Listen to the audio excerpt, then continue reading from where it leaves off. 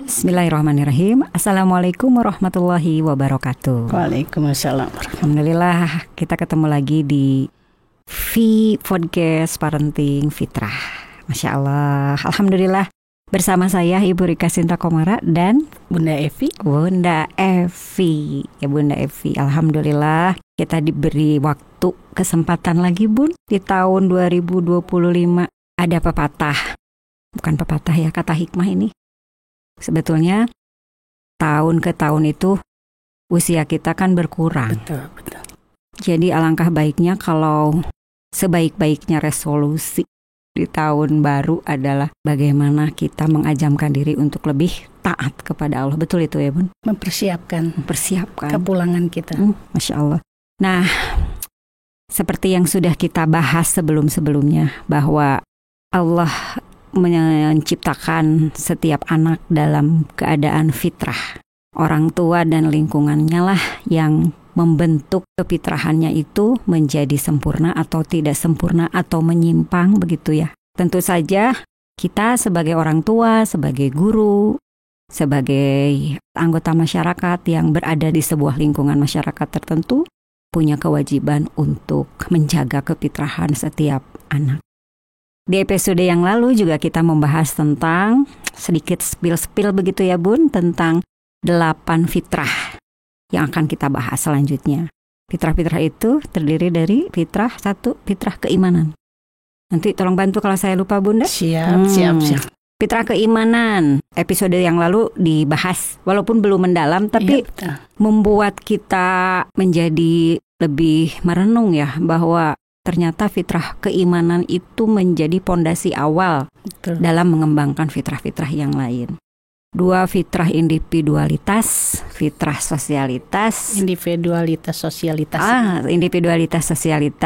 terus fitrah bahasa, fitrah seksual, fitrah belajar, fitrah perkembangan, fitrah jasmani, dan fitrah satu lagi, bakat. Nah, 8 fitrah ini akan seru kita bahas bersama Bunda Evi. Selanjutnya di sesi ini kita akan membahas fitrah individualitas, sosialitas. Betul. Kita langsung aja deh ke Bunda Evi. Siap. Bagaimana Bun mengembangkan fitrah individualitas, sosialitas dikaitkan dengan pondasi awal fitrah keimanan?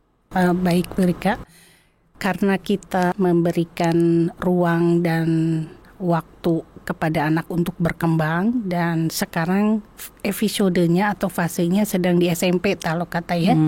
Karena kita ini di SMP putri-putri kita berkembang dan belajar untuk dewasa di asrama dengan segala macam oleh-oleh dari setiap anak membawa bekal parentingnya.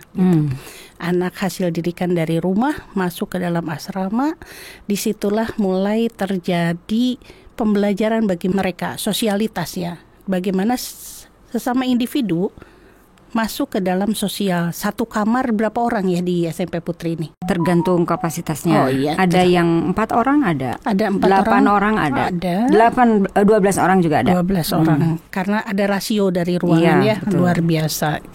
Sekarang SMP Putri sedang berbenah dan cukup cantik ya, tadi saya lewat, dan Masya Allah, mudah-mudahan ini juga membuat anak-anak kita betah gitu, terasa di rumahnya. Homey girly Islamic. Nah itu dia, luar biasa, membuat mereka bersemangat untuk menuntut ilmu. Nah mereka dari kelas 7 datang membawa oleh-oleh, membawa kepribadiannya, membawa pola asuh yang ada di rumah masuk ke dalam lingkungan baru yang sama-sama setara atau sama-sama seusia, sebaya, dengan perkembangan yang cukup strong fase karena 12 tahun Bu Rika. 12 tahun ya, betul. Sedang luar biasanya hormonalnya semuanya. Nah, ini akan menimbulkan PR tersendiri, challenge ya, tantangan, baik itu untuk dirinya, buat teman-temannya, masing-masing punya PR, dan untuk gurunya juga bagi orang tua. Bagaimana bisa menimbulkan fase-fase awal kehidupan mereka di luar rumah, dari mulai kelas 7, adaptasi. Tidak sama dengan di rumah, di mana di rumah fasilitas tersedia dan mungkin hanya 1-2 orang bersaudara atau sibling, sedangkan di sini harus bersosial, di mana mereka tadinya tidak suka lampu dipadamkan, sekarang di kamar harus dipadamkan. Itu sosial gitu ya.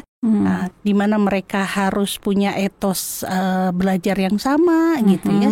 Nah, ini mulai ada adaptasi yang luar biasa dari mereka. Kemarin semester 1 mereka cukup bergejolak dengan pasti teman-teman dari wali kelas atau dari BK atau musyrifah ya akan dijadikan tempat curhat ya bagi mereka. Penyesuaian, gak betah ataupun apa itu wajar. Orang tua mungkin akan galau ya mendengarkan anaknya, aduh mah, mi atau bunda di sana begini dan begini.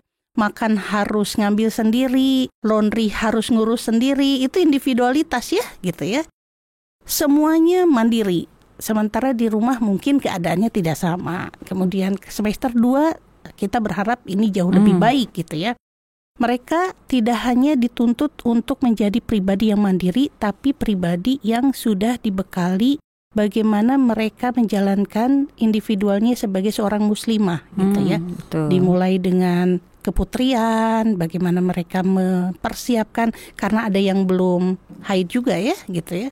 Secara individual mereka dibekali, kemudian ada target-target yang kalau di Darut Tauhid dikatakan mutaba'ah yaumiyahnya gitu. Nah, ini di rumah kan tentu saja berbeda Bu Rika. Betul. Tidak ada target mutaba'ah yaumiyah tertulis ya.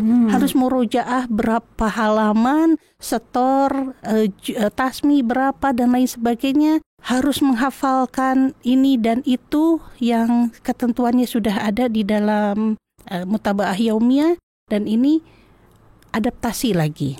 Tentu saja orang tua perannya sangat-sangat dibutuhkan di sini. Bagaimana mereka di rumah tetap saja mereka hanya ada jarak dari badannya, dari fisiknya. Orang tua di rumah, Ananda di sini. Dukungan orang tua adalah memberikan motivasi, penguatan, dan validasi. Karena mereka butuh divalidasi emosinya. Ketika mereka misalnya mengeluhkan, aduh aku gak bisa tidur karena ini dan itu, karena aku tidak bisa ini, kamar mandinya antri dan lain sebagainya. Di situ orang tua mungkin tidak reaktif ya. Saya sarankan orang tua tidak reaktif. Karena memang asrama pasti begitu ya. Kamar mandi together, bareng gitu. Walaupun di sini Masya Allah ya kamar mandi ada beberapa pintu gitu ya. Tetap saja prosentasinya atau rasionya tidak satu santri satu kamar mandi gitu ya. Itu mah hotel ya? Hotel itu. Di hotel pun kalau kita nginep 3 orang kamar mandinya tetap satu Bu Rika gitu ya gitu. Nah, di sini antrinya seperti apa? Nah, di sini butuh time management gitu ya. Time management. Betul Bu Rika, karena biasanya di rumah misalnya bisa gedor-gedor ya, karena penghuni rumah misalnya 5 kamar mandi, 2 atau 3, bahkan ada yang 4 gitu. Berarti rasionya kan lebih kecil. Ini lebih banyak. Bagaimana mereka harus punya strategi. Bangunnya jam berapa gitu ya. Terus mandinya jam berapa, kalau mereka harus menunggu sampai semuanya habis tanpa ada ikhtiar untuk berstrategi, pasti kesiangan Bu Rika. Betul. Gitu. Musrif atau musrifah pun 1 berbanding 10 atau 15 gitu ya. Mengurus mereka dalam artian memberikan pengarahan, ini harus cepat mandi jam segini harus selesai ini dan ini. Tentu saja di rumah tidak seperti itu gitu kan. Dan ini butuh penguatan. Baik itu penguatan dari kita, terutama penguatan dari orang tua. Nah, di sini akan ada fitrah keimanan karena memang target di pesantren pasti ada fitrah keimanan di situ. Individualitas di sini asrama pasti membutuhkan kemandirian, serba sendiri gitu ya. Kita hanya menyediakan fasilitasnya, tapi ini sangat-sangat bagus Bu Rika. Karena kalau semua home service, anak-anak tidak tahu prosesnya. Harus ada aja gitu ya. Ya. Bahkan kan ada juga anak SMP yang masih suka disuapin Bu Rika gitu, supaya cepet ya sama ibunya gitu. Jadi mereka main handphone terus disuapin, itu masih ada gitu ya. Sedangkan di sini tidak ada yang disuapin ya teman-teman.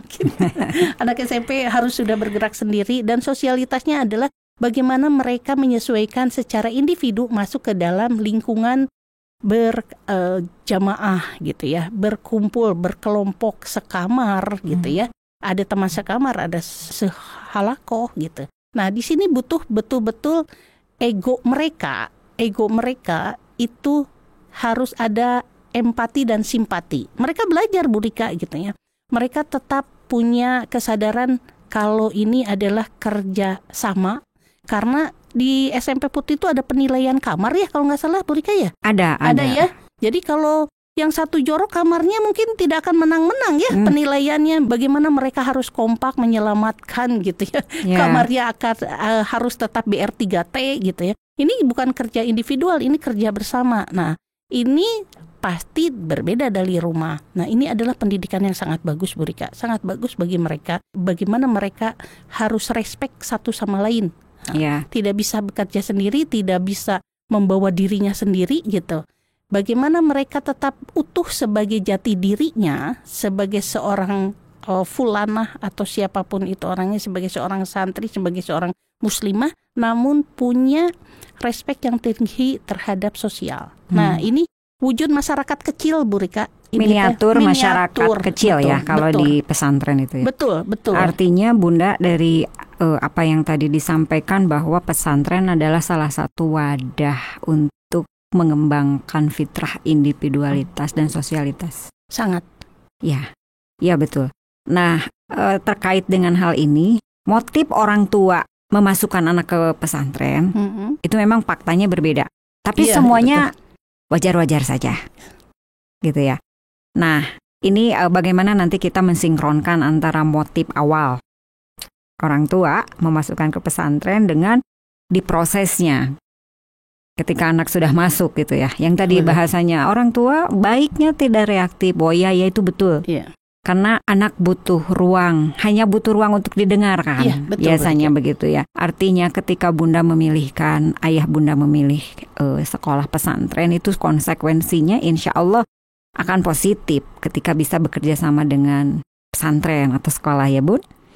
Nah, motif orang tua berbeda-beda, tapi sebetulnya ada satu benang merah dari motif-motif itu adalah anak saya ingin berakhlak baik. Masya Allah. Itu. Betul. Walaupun ketika ditanya saat wawancara ya kemana gitu ya, ini mencoba menangkap, sepertinya benang merahnya satu. Ingin anak saya diniyahnya kuat, akhlaknya baik. Nah tapi, Bun, di prosesnya kadang orang tua juga lupa. Betul. Kalau di awal mah iya saya ingin anak saya itu keimanannya menguat, begitu ya, karakternya baku, baik dan kuat, akhlaknya mulia. Tetapi ketika diproses tidak sedikit juga orang tua yang menuntut nilai akademik. Sementara, tapi nggak salah juga kan Bun? Salah nggak sih kalau ada orang tua yang menuntut nilai akademiknya tinggi? Nggak ya? Sebetulnya bukan menuntut mungkin ya. Orang tua harus bisa tahu potensi anak itu tidak selalu di akademik berikan. Tapi mereka memberikan support adalah bagaimana si anak itu berjuang meraih yang terbaik gitu. Iya. Nah itu karena nggak setiap anak gitu. Kalau misalnya yang jago olahraga, yang jago seni, akademiknya misalnya kalau kita taruhlah akademik yang standar, yang harus sudah hatam misalnya matematika, sains gitu ya, sosial, bahasa gitu. Nah kalau bagaimana dengan olahraga? Olahraga ada di sini kan, di sini ada, tapi bakat dia lebih cenderung ke olahraga. Tantangan dia bukan berarti dilepaskan dari akademik mereka, karena akademik adalah bekal untuk nanti di mana dia harus problem solving gitu. Menghitung tidak harus jago, tapi tahu tempatnya menghitung harus di mana gitu. Karena dalam kehidupan kita tidak lepas dari menghitung kan gitu. Ya, betul. Ada sedikitnya kita belanja dihitung gitu.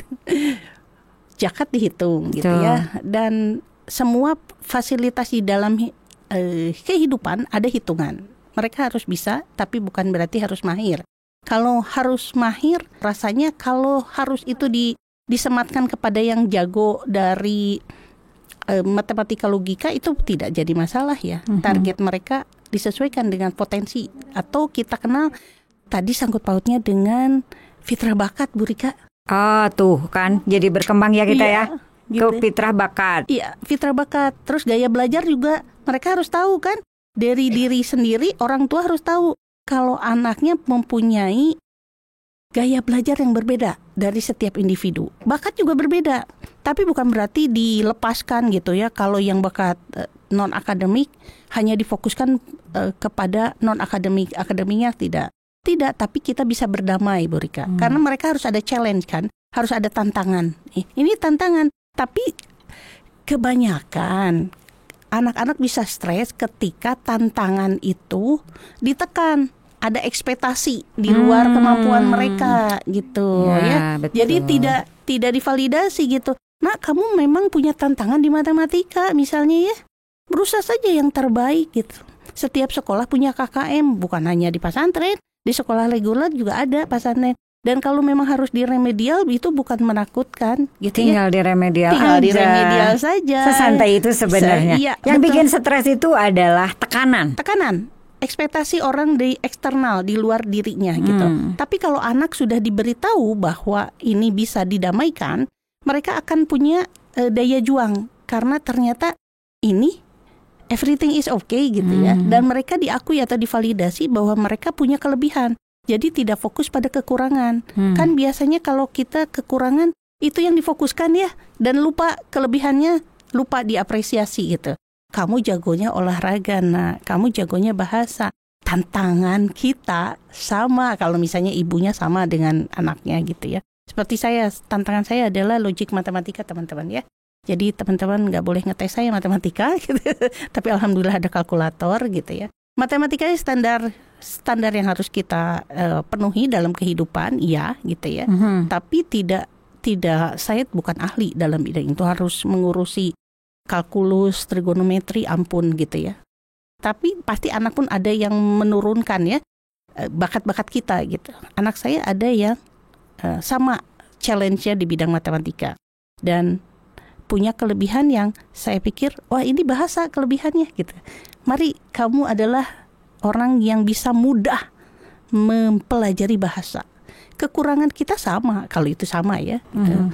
Remedial tinggal di remedial. Yang kita harus tekankan bahwa di dunia itu segalanya boleh, tapi dua, aturan Allah dan aturan masyarakat jangan dilanggar gitu kan, ibaratnya dasarnya. Jadi jangan dibuat rumit gitu kan, gitu. Jangan dibuat rumit, berdamai saja. Nah, ini di pesantren orang tua kadang-kadang nih gitu ya, datang berjenguk itu sebulan sekali atau berapa Bu Lika? Kalau kelas 7 sebulan sekali. Oke. Kelas 8-nya 2 bulan sekali. Nah, gitu. Nah, kebayang nih sebulan itu harus mereka berpisah. Ketika bertemu yang ditanyakan jangan target-targetan ya. Berapa nilai matematika? Berapa nilai matematika? Kamu di remedial lagi ya? Kamu nilainya ini, rapot kamu gini atau apa? Dan kecuali kalau anaknya bicara curhat sendiri ya. Karena ada juga anak yang memang seneng di dunia akademik. Ada. Itu pasti ada Bu Rika. Pasti ada. Jadi dia secara dengan tanpa paksaan itu curhat ke orang tuanya, mah kemarin aku di remedial loh gitu. Nah, yang akan menjadi ujiannya adalah gimana respon orang tuanya. Yes, ya kan? Iya. Nah, biarkan anak dulu how are you today lah gitu ya, atau apa kabar kamu selama sebulan gitu kan. Tapi ada telepon-telepon kan, jadi bisa spill kabar itu dan bisa menanyakan pada musyrifahnya atau wali kelas gitu. Gimana kamu kabarnya gini? Seru nggak dan lain sebagainya. Kalau ada anak yang suka bicara langsung terbuka, itu alhamdulillah orang tua tinggal mengerem reaksinya gitu. Tapi kalau ada anak ya gitu deh, atau harus dipancing, pancinglah dengan hal yang positif gitu. Tidak langsung, kamu kemarin di remedial ya, kamu nggak naik jus ya, kamu ini ya, kamu ya. Jadi pertemuannya itu luar biasa. Pertemuan sebulan itu yang harusnya kangen-kangenan, harusnya bercerita panjang lebar, menumpahkan segala, pasti akan ada komplain Bu Rika. Karena anak kelas 7 misalnya, kalau kita ngelihat anak kelas 7 pasti adaptasinya lumayan, ada yang 1 semester, misalnya ada yang 2 semester gitu. Nah itu yang harus divalidasi. Oh begitu, iya kamar mandinya begini. Mungkin kamar mandinya di rumahnya eksklusif misalnya ya, berbeda dengan di asrama yang jongkok misalnya. Di rumahnya misalnya yang duduk, bersih, wangi, sengit gitu ya, sama aja ya gitu. Nah kemudian di sini misalnya di sini bersih gitu, tapi mungkin tidak, pemakainya tidak one by one gitu dan lain sebagainya. Aku begini, aku ngantri, aku begini, dengarkan gitu. Karena memang itu yang itu. Oh begitu. Justru itu dia sedang melakukan proses pembelajaran. Pembelajaran betul. Dia sedang menginstal. Betul. Apa yang diperoleh dari pembelajaran mengantri. Ya, Bunda ya betul ya. Betul. Atau biasanya kalau anak-anak kelas 7 ya, teman-teman kelas 7 itu kalau yang munculnya di masa adaptasinya ya. Iya, betul, semester 1. Waktu di SD saya punya temannya begini. Kok sekarang begini gitu. Atau waktu SD saya mah ranking 1 terus. kok sekarang enggak, gitu ya. Betul. Jadi itulah yang membuat pesantren ini gitu ya menjadi wadah mereka untuk bisa tumbuh betul. Kefitrahan, individualitas dan sosialitasnya. Ya. Nah, salah satu tipsnya ya untuk memaksimalkan fitrah, individualitas dan sosialitas itu manajemen waktu. Itu terbukti Bun bagi anak-anak yang secara mandiri sudah bisa manage waktunya. Ya, betul. Tidak ada kata mengeluh Bun, malah dinikmati. 3 tahun mungkin serasa 3 hari aja kali ya. Karena kuncinya menikmati gitu. Tapi memang tidak sedikit juga yang banyak. Ya tadi ya karena ada perbedaan, karena ada semacam gap gitu. Yang biasa di rumahnya nyaman, ternyata di pesantren begini gitu ya. Nah gap ini tidak berhasil dicarikan solusi sehingga agak lama adaptasinya.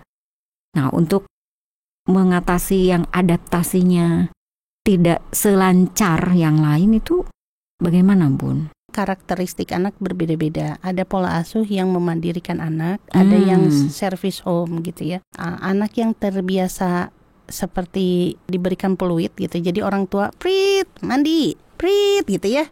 Ada time management, timekeeper ya. Timekeepernya orang tua. Mungkin pas di sini memang ada timekeepernya, musrifah atau misalnya ada pengumuman kalau di sini saya lihat. Ya. Waktunya 10 menit lagi adzan maghrib berkumandang. Nah, mohon disiapkan, mohon apa gitu. Nah, ini anak-anakku yang solehah gitu, Bunda. Iya, betul.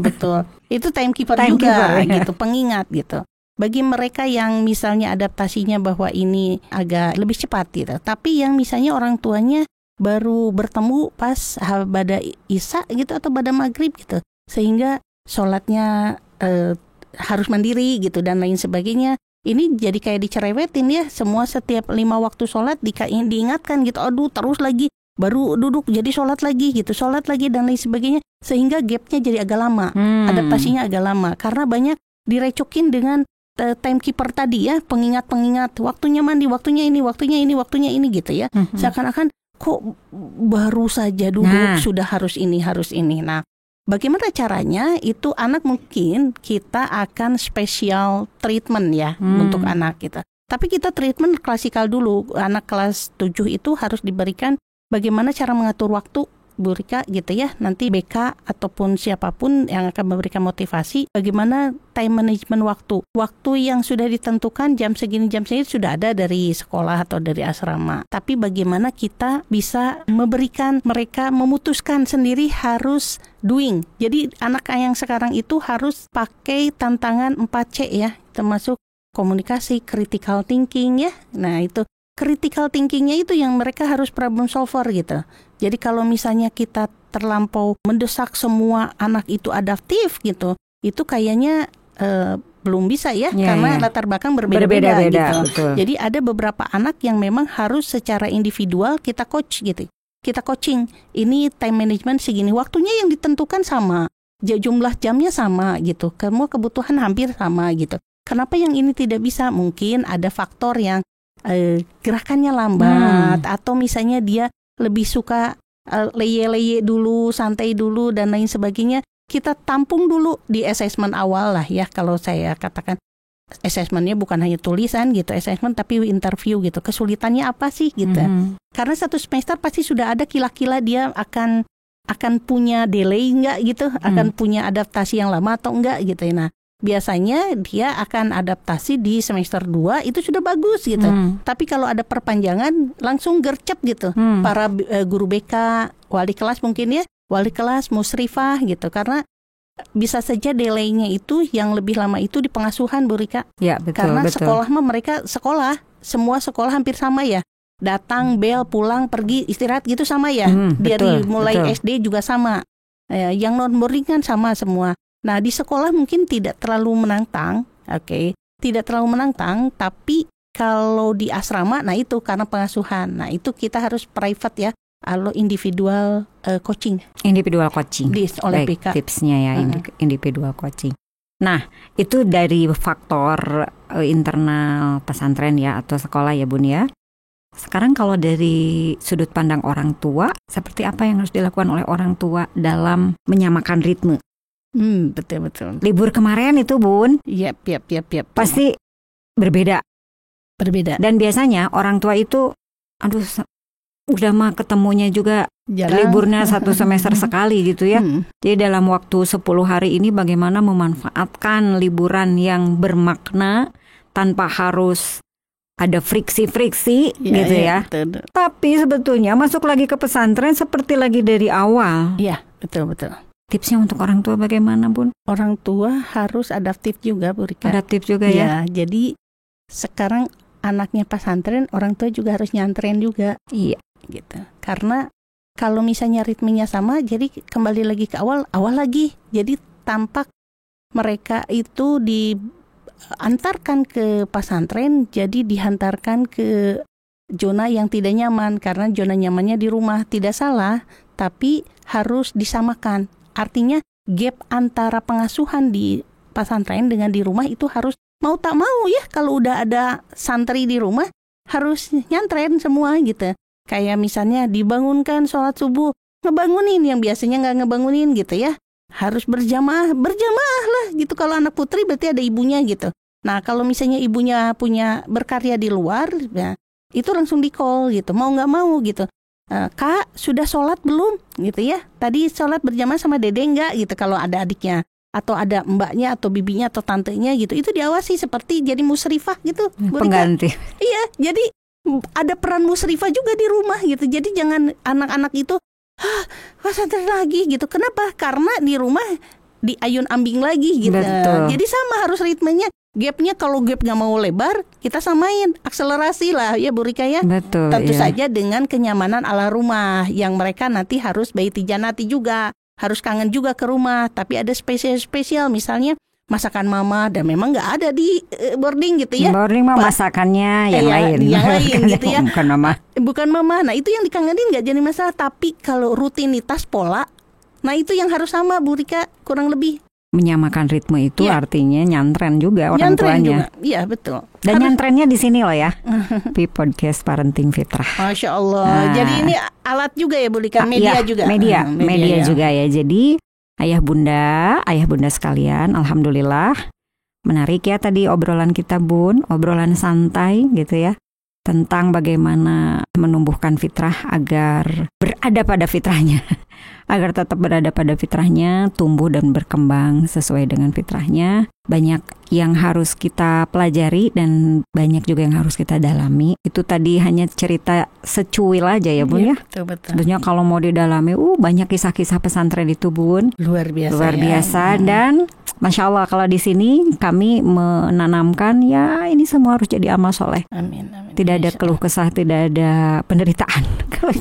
Selamat menderita ya kalau banyak berkeluh kesah. Jadi ini amal soleh untuk dibawa insya Allah bekal kita ke akhirat. Amin. Iya, Bu Rika saya lupa gini. Ada yang konseling pernah mungkin teman-teman juga dengar gitu. Bun, kenapa kalau di rumah jadi melehoy gitu ya? Sholatnya gitu ya harus digugusur gitu ya. What the meaning digugusur ya? Tilawahnya ketinggalan, nggak tilawah, nggak murojaah, tidak al-masyhurah, tidak ini, pokoknya ke titik nol lagi gitu ya. Nah, kenapa gitu ya? Nggak seperti di pesantren gitu. Jadi waktu zaman Covid juga sampai bendera putih itu dikibarkan bahwa menyerah. Anaknya tidak sama dengan di pesantren gitu. Ini kenapa? Nah, ini evaluasinya adalah gap tadi terlalu besar. Gap di rumah besar dan tidak dikejar. Tidak dikejar. Jadi kita tetap harus bisa memberikan, jangan sampai kalau musrifah yang mengawal mereka di dinia gitu, itu jadi